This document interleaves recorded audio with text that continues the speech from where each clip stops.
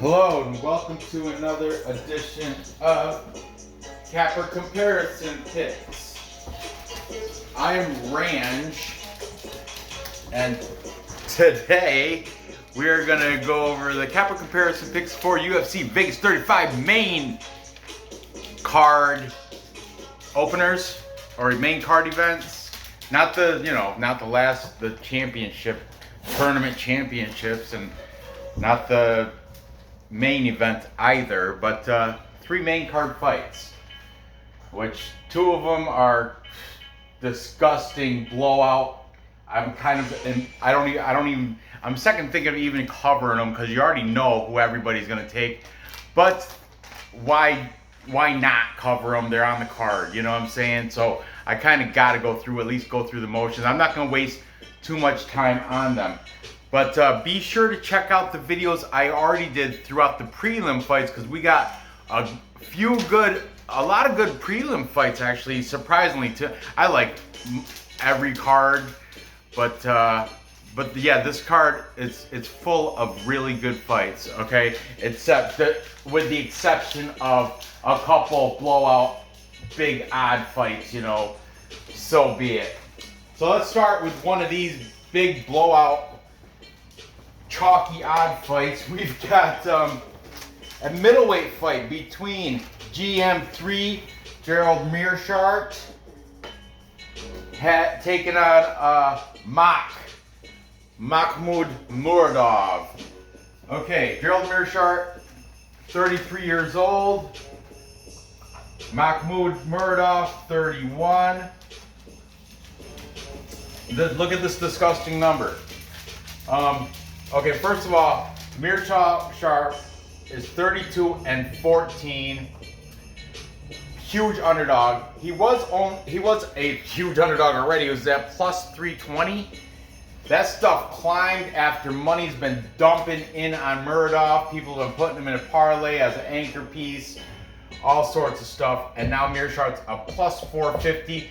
Muradov was at a minus 430. Now it's climbed to a minus 625. That is purely disgusting. There's no value there. I would never do that. However, one thing I may do, I'm going to take a side and prop it. However, the over-under is interesting.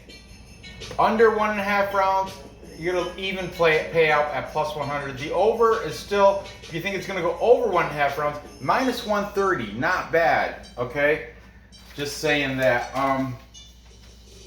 What I'm going to do before I get into this, I'm going to press pause. I'm going to print out the prop bets for this fight just so I can make it plus money if at all possible. All right, so I'll be right back. And I'm back. All right, I just printed out the prop bets for this because without even having to tell you guys, I looked so hard, I can't find anybody taking GM3. I mean, I didn't really look. I didn't scour the internet and everything. I'm sure somebody, I think Tapology has a small percentage of people taking them, but all the cappers overwhelmingly on Muradov. So let's discuss these guys regardless of that. Gerald Meerschaert is coming off actually a win against Bartosz Fabinski, guillotine, round 1. He is 2-3 in his last 5. He fights out of the Aguilar Combative Systems. That's in Wisconsin for MG3, Gerald Meerschaert. Makhmud Muradov. This guy, I don't even know why they matched these guys up. Are they trying to get rid of Meerschaert? I don't know. Because this guy is awesome. He's 25-6. He fights out of the Czech Republic and out of Poland because he has 2 gyms listed on Tapology. One of them is called the Monster Gym. That's the one in Czech Republic in Prague. The other one's called Ankos MMA Poznan, and that's in Poznan, Poland. He is, by birth, he is Uzbeki. An Uzbeki fighter, Uzbekistan. This dude, 14 fight win streak, even though He doesn't have that many in the UFC still. He's coming off a knockout, third round knockout of Andrew Sanchez. I think it was ground and pound, if I do believe, TKO. This guy also has boxing how would you say, endorsement, sponsorship, not sponsorship, I can't think of the right words, but Floyd Mayweather says this guy can box. And Floyd Mayweather is the GOAT. Never been defeated in boxing, Floyd Mayweather. And he was like, yeah, he's high on Makhmud Muradov. And he was saying this stuff before he was on a 14-fight win streak. He was saying this stuff like a year or two ago, I guess. From my understanding, from what I've heard from the handicappers. Okay, so let's get right to this and throw down some picks so I can prop it out and see if I can get some plus money. Anyway, taking the favorite is pretty much everybody, like I already said. Spoiler, we've got SE UFC predictions. He's on board with them. I got his picks super early. Came out with them. He comes out with his picks super early. He only covers like the main card though. But still, I like him. All these links will be in the description.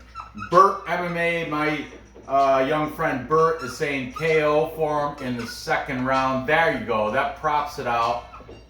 That'll probably be plus. Yeah, if you call the round and method, that'll be a plus number. MMA Pick'em's podcast. The man's name is Ray. I used him once, like last week or the week before. I think it was last week. I think it was his debut on my Capper Comparison Pick Show for Ray. What am I gonna say? Pick'ems. I'll put Pick'ems. His channel's called the MMA Pick'ems Podcast, but I'm just gonna write Pick'ems. He's saying Muradov by knockout. Then we've got E-Money. E-Money, of course, like every week, he feels a sweep. He's never had one, but you gotta say that every time. He had his show out. Thank you, E-Money, having that thing out. Was it Monday night, I believe? Very good. That's, you don't usually see that with E-Money. He usually puts it out like tonight or something. It's Wednesday, by the way. Then we've got King of Crackdowns. He's saying TKO in the second. And finally, Levi from Hype Check. Also all over Muradov in this, making this a full capper consensus. A full capper consensus is when all the handicappers I use on my show pick the same side. This is a capper dance. It's like one of those guys in the the sales, the blow up guys, and and you gotta throw in some lucky pearls, right, Nora? Throw in those lucky pearls. Nora today had a fun day at the arcade with Mom and brother and Catherine. Yeah, had a good time, didn't you? Won a bunch of tickets, got some cheap toys. One. Fun for all. Got a cheap toy. It's a horsey. Yeah, I don't care. Anyway, I'm sorry. It's a horsey with a horn. Oh, you got a unicorn with your tickets that you won from. What'd you play? Oh, you like that game where you throw the balls and knock the clowns down, right? Yeah, I like that game too. Boom! Anyway. And I also like the bowling. Full capper consensus for Makhmud. I also like the bowling game and the pearl game. Oh, I don't know the pearl game. I know the bowling game. I don't know the pearl game. There's a pearl game that you see. Oh yeah, and you have to let it go and try to get it into the hole when the thing comes around. Yeah. And then there's a big one and you need to get it into the pink to win a lot of tickets. Yeah, did you get that? I got it in the pink once, and Brandon said he got it in the pink twice. Oh yeah, I got a little bit more. I get it in the pink a lot. I didn't get it. Brandon got twice in the pink, and I got 88. All right. 388 tickets, and he got 318. Wow. Okay. I'm of course taking Muradov. Now here's where I prop it out. That's why I printed out the props. And I think even without looking at the payout, I'm gonna say Muradov. What is? Get that out of my face. Well. Okay, get out. And he's younger. I'm gonna say TKO in the second. Let's see what that pays out. It pays out Muradov by TKO is just minus 155. But if you add what round is he gonna do it in? Okay, Muradov by round 2 TKO, KO or DQ plus 525. That's what I'm talking about. Plus 525, making that a plus number because I'm a plus money junkie. I'll show you. This is according to Bet Online. You can see right there, Muradov, round 2 KO, TKO or DQ plus 525. I know it's probably out of focus for y'all, but just for shits and giggles, look at Meerschaert. Look at those numbers for Meerschaert. Plus, if I did the same bet on Meerschaert, round 2 knockout, whoo, plus 3,300. Unreal, unreal. But I'm gonna use my sensible bet head. It's gonna be Muradov. If you just say just by knockout, it's a minus 155. That's why you have to pick the round. If you think it's gonna be round 1, it's plus 225, not bad. And of course, round 3 even goes up a little more. I think with the durability of GM3, he should make it past the first round. I'm hoping anyway. And come second round, that's when the Muradov is gonna put it on him and get that knockout. They are the only ones there. That's good for you. Then you got all the games to yourself. Good for you. Okay, moving on. Next, we have another chalky fight between Andre Petrovski taking on Micheal Gilmore. I say Micheal because his spells Michael E-A-L. But every time I've seen it, like Brandon, my son, his middle name is Michael, and it's Michael. Michael. But this guy spells it Micheal. So I think that's like Micheal or Micheal. You don't know how to spell? Micheal. He spells it different. That's all I'm saying. He spells it weird. But Andre Petrovski, he's coming off a loss, and he's not nothing great. These are Ultimate Fighter guys. There's stories behind it, like Micheal Gilmore. He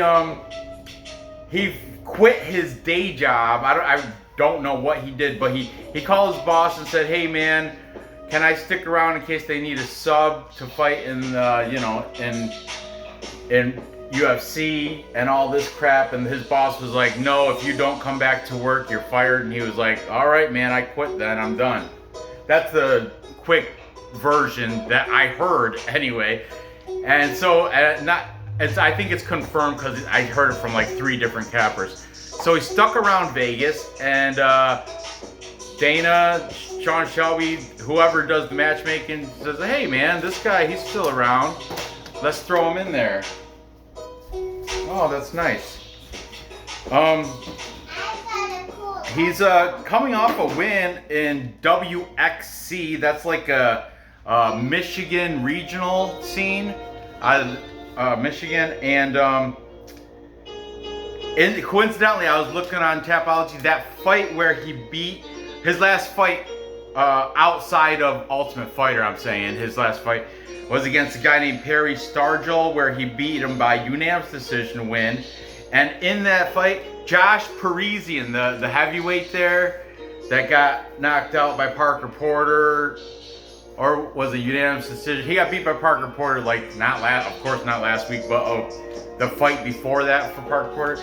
Anyway, he was headlining that card. This guy, Micheal Gilmore, he was on, like, in that regional event, he was like the third or fourth fight down from the top, so he definitely wasn't headlining it. He's definitely been a champ of no nada. However, if you look in this is the only good thing about the dude is, well, he's got two good things about him. I'm going to explain. First of all, since we're on him, he's a plus 400 underdog. Nora, I'm trying to make a video. Come on, knock it off.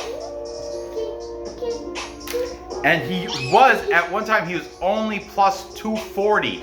So that jumped, just like Petrovski, he was minus 300. That doubled. Now he's a minus 600 favorite. Disgusting. I should not even use the whiteboard marker. I should use chalk. Because it's so chalky. The bet is so chalky. You don't get it. It's a gambling term. It means when the odds are so far apart. But anyway, what I was saying, Micheal Gilmore, if you look at in Tapology in his amateur fights, he's got a win over Chaos Williams. Yeah, the Chaos Williams was the Ox fighter or whatever. You know, you've heard of him. He's in the UFC. Which that's a good note. A second good note about this dude, Micheal Gilmore. We're just calling him the gentleman. The gentleman. No, I'd rather call him Micheal. But anyway, Gilmore, aside from beating Chaos Williams back in his amateur days, he also trains at Murcielago with a couple known names, such as Daquan Townsend fights out of there. Coincidentally, Chaos Williams, also out of that same facility, and Joaquin Buckley, who I know Alicio De Chirico head kick round one, but still Joaquin Buckley does have some notability because he had that killer spinning back kick knockout of Impa Kasane. I'm just saying there's a whole bunch of he trains with some decent notable men, this Gilmore guy does. Andre Petrovski, what's his school? Your guess is as good as mine because Tapology doesn't have it listed.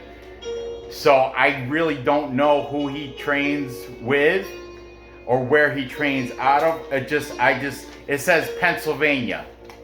So I don't know. He could be in somebody's backyard training with, I don't know. But he is a middleweight champ out of Art of War combat fighting or something. That's a Philadelphia regional. Not as popular as Cage Fury CFC CFFC, Cage Fury Fight Club or something. That's the better Philadelphia regional fight scene. But this other Art of War CF, I think that's like South Philly. There's like a place in South Philly where they have like Ring of Honor, pro wrestling, and like lesser promotional events and stuff. I think he's out of that. If my memory serves me correct, I haven't been there since 2009. But anyway, Andre Petrovski, he's he performed pretty well, I guess, in Ultimate Fighter. To be honest with you guys, I didn't watch the full season. I watched like every once in a while check out a fight or something if I happen to scroll through it or something. But I didn't like sit there. And I don't have time for that. I don't, honest to God. So yeah, this is one of those other ones where I printed out the odds. That's right, because I'm gonna prop this sucker out too, just like I did there to get that plus money. And I will invite you guys to do the same because everybody is taking Petrovski. I mean, do I even have to? I'm gonna switch the order up, but I'm just gonna flip it the other way. Hype check, Levi. all over Petrovski. King of Crackdowns, KFC 50.95. He's saying submission, first round. That would be a good payout. And you know what? If you look at these guys' records, don't even include Ultimate Fighter. Without Ultimate Fighter, I mean, this dude, he's coming off a loss. He's coming off a loss to Aaron Jeffrey. That was in the LFA. He got ground and pound round 2. So what's that saying for the chap? You know, I don't know. But I'm saying minus 600 against Gilmore, who comes from a decent training facility at least. I know his takedown defense is horrible. Horrible. He has 0 takedown defense. That's how, and everybody was just running through him, I guess, in Ultimate Fighter, which I said I didn't watch. But, and Petrovski, I guess, has good wrestling, good takedowns. So that kind of explains why they opened up at minus 300, plus 240. But then money's been dumping in on Petrovski. That's why he's now minus 600 and a plus 400. If you're taking Petrovski, you should have took him when it was minus 300, when it opened up like that, because now it's same with this down here. But anyway, let's keep going. Scrolling through these, we've got E-Money. E-Money said this is his lock of the night. That's the only reason I'm thinking about taking Gilmore, because E-Money said this is his lock. But I kid with you, E-Money. I'm just playing. But he did say this is his lock of the night. Then we've got my boy Pick'ems. That's Ray from the MMA Pick'ems podcast. He's also saying submission in the first. Petrovski apparently is a victim to submissions. Interesting enough, Tapology doesn't mention the Ultimate Fighter fights on their resume record list. They just have their amateur and pro bouts before they got into the Ultimate Fighter house. Interesting enough. So yeah, I kind of failed at not following up with all the fights that happen in the house on this dude. I don't have time for that.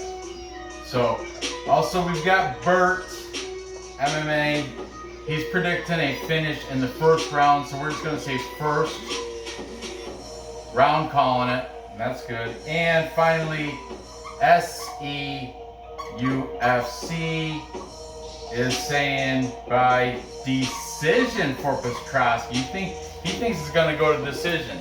Now let's get out these printed stats and take a look at making this a plus money, because as you can see, this is yet another chalky. All the people are taking the favorites. Full capper consensus. Oh, there you are to do the dance. Throw some lucky pearls, because they're gonna need them. I hope this guy that quit his job to fight, I hope he shocks the world. I hope he shocks everybody. Of course, I'm not gonna take him, not putting money on the dude, but he does have that amateur win against Chaos Williams, and he trains with the dude. Just saying, that's gotta count for something a little bit. He trained, I don't know. Anyway, let's bet online. Oh, what's my choice? My choice is Petrovski. I'm gonna say submits him in the first. I like that. I like that. So, yep. First round submission. We'll see what that pays out. It should be plus money. Andre Petrovski. Let me see if get it into Petrovski, round 1, KO, where we are. Petrovski in round 1 by submission, go across, plus 230. Not bad. Not bad at all. Look at homeboy, Micheal Gilmore. Look at those numbers. Look at those numbers. What's he just to win inside the distance? Plus 650 for Gilmore to win inside the distance. Petrovski is a minus 200 to win inside distance. That's why you gotta prop it out. Prop it out. How's he gonna do it? He's gonna do it by round 2 submission at plus 2, or round 1 submission. Round 1 submission plus 230. But you guys can gamble as you will. But I'm saying submission first round, that's plus 230 for Andrei Petrovski out of Pennsylvania, out of somebody's basement, hitting heavy bag. I have no idea where he trains out of. I didn't look that hard, but Tapology has nothing listed. So, c'est la vie. Okay, moving on. Next, we have finally a good fight. Finally, something we can actually sink our teeth into. This could have been main event in my opinion. This is that caliber of fight. I think this might be fight of the night contender right here. We've got Motown phenom Kevin Lee taking on D-Rod Daniel Rodriguez. Kevin Lee comes in with a record of 18-6. He's a slight favorite at minus 150. I gotta turn that down a little bit. I don't know, Nora pumped it up or something. Okay, as I was saying, Kevin Lee, 18-6. He's the favorite at minus 150. He's taking on D-Rod Dana Rodriguez, 15-2 at coming in plus 125. Oh, this is a good one. Okay, starting with Kevin Lee. Kevin Lee fights out of TriStar Gym. That's in Canada. It's in Quebec with famous coach Faraz Zahabi. His brother fights, but Faraz is just known for his coaching. But D-Rod trains out of 10th Planet Jiu-Jitsu with his coach Eddie Bravo. You guys might know him from the Joe Rogan Experience, and you just might know his name is famous, Eddie Bravo. He's a great jiu-jitsu practitioner and instructor. Okay, Kevin Lee is coming off loss to Charles Oliveira. He got guillotine choked in round 3. However, he does have a win over Gregor Gillespie. Knockout, first round. That's something that you can hang your hat on right there. That's an accomplishment in itself. And he won in his career. He's also beaten the headliner here. He's beaten Edson Barboza. But unfortunately, his last 5, he is 2-3 in his last 5. He does have a 3-inch reach advantage over D-Rod. D-Rod, he's coming off a win against Preston Parsons. However, before that, he did have a nice win against Mike Perry. He had a loss to Nicholas Dalby. However, I do believe that was a robbery. I think that happened in Copenhagen, where Nicholas Dalby is from, and it went to the judges, and yeah, Nicholas Dalby obviously got the win there, but from maybe it didn't happen in Copenhagen, but either way, I remember watching it with Vlad and saying, man, D-Rod got robbed there. Nicholas Dalby. Anyway, D-Rod is 4-1 in his last 5. Just that one loss against Dalby. And he's got a 4-inch height advantage. However, he's got the disadvantage with the reach. That's odd, I would think. You know, isn't it? So let's see what these cappers have to say here. This is a close one. This is gonna be good.